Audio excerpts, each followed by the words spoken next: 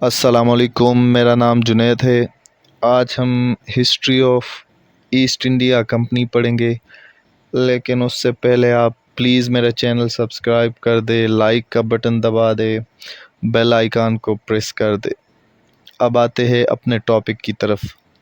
برصغیر اس ٹائم بہت ابری ہوئی معیشت تھی، 25 کے قریب ان کی جی ڈی پی تھی، اور انگریزوں کے آنکھوں میں یہ چیز کٹکتی تھی، اور وہ لالچ کرتے تھے کہ کسی طرح یہ مال دولت وہ اپنے ملک لے جا سکے۔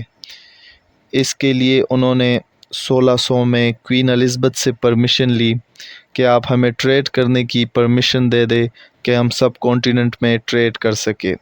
اس ٹائم کالونزم کا دور تھا، جس کی جتنی کالونیاں ہوتی تھی وہ اتنا پاورفل وہ نیشن ہوتا تھا۔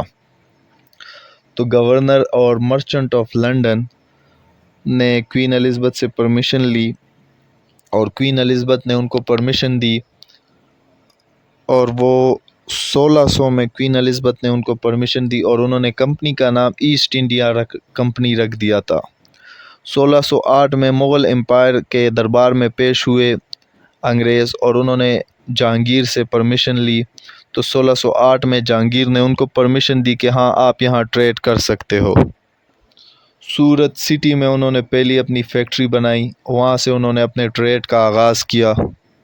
لیکن مسئلہ یہ تھا کہ مغل امپائر کے دربار میں پہلے سے پرتگال کے مرچنٹ موجود تھے، اور ان کا بڑا اثر و رسوخ تھا مغل امپائر کے دربار میں۔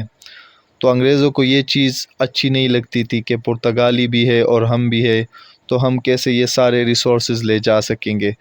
تو اس وجہ سے انہوں نے 1612 میں سر تومس کے انڈر ایک لڑائی لڑی پرتگال کے مرچنٹ کے خلاف، اور انہیں اس میں شکست ہوئی، پرتگال کے مرچنٹ کو شکست ہوئی، جس سے انگریزوں کی عزت اور وقار میں اضافہ ہو گیا، اور وہ جہانگیر کے نظروں میں بہادر ثابت ہوئے۔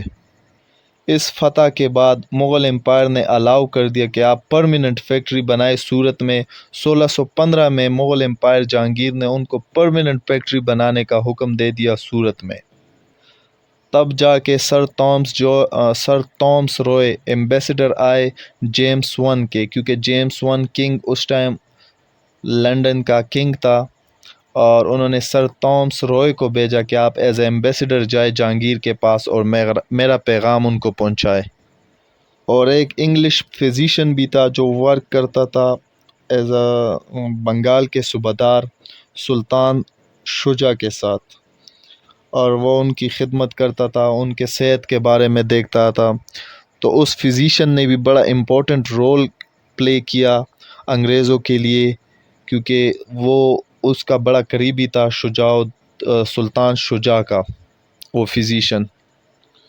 تو اسی بیس پر 1651 میں ان کو فیکٹری بنانے کی اجازت دی گئی، ہیگل میں، پٹنہ میں اور قاسم بازار میں انہوں نے فیکٹری بنائی۔ ان 3 جگہوں میں انگریزوں نے فیکٹری بنائی۔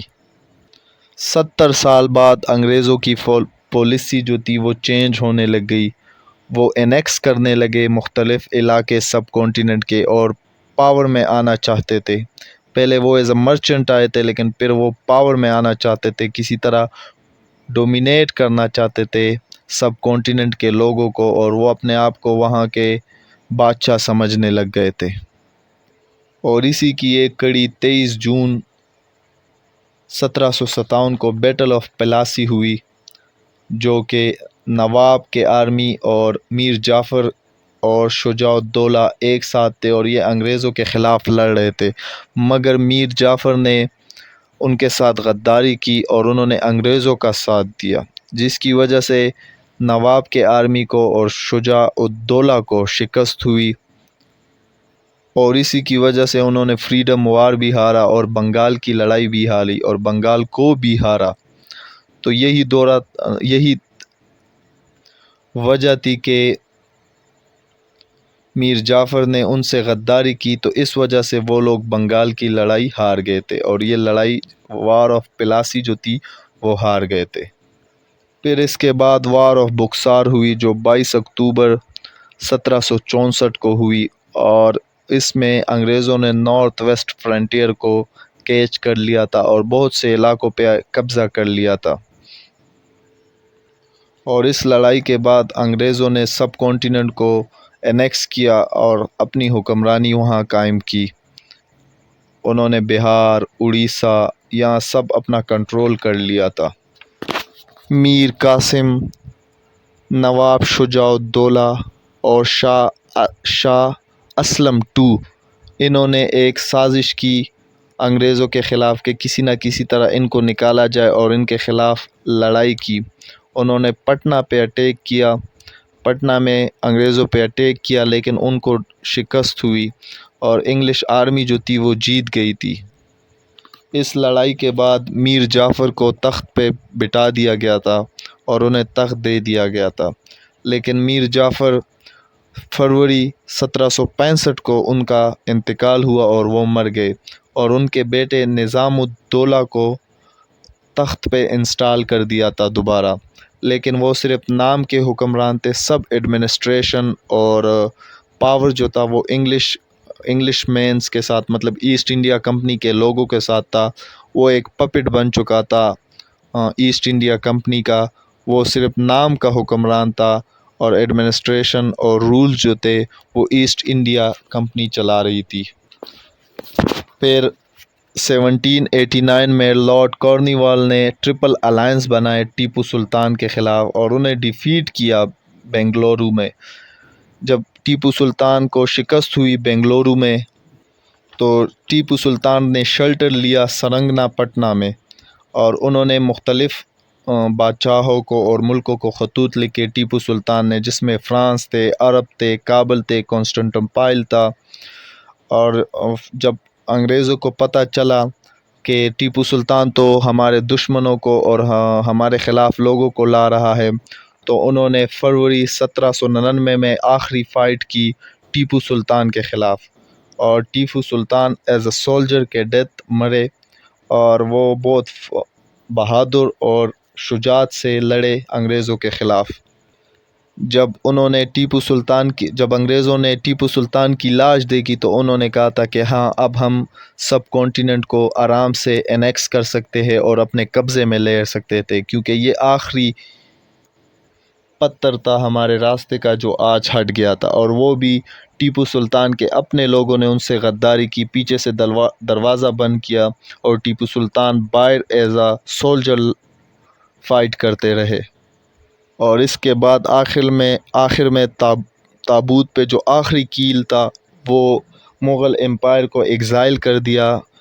محمد بہادر شاہ II جو تھے ان کو برما میں ایگزائل کر دیا تھا، اور کرون جو تھی اور جو مغل امپائر تھی وہ ختم ہو گئی۔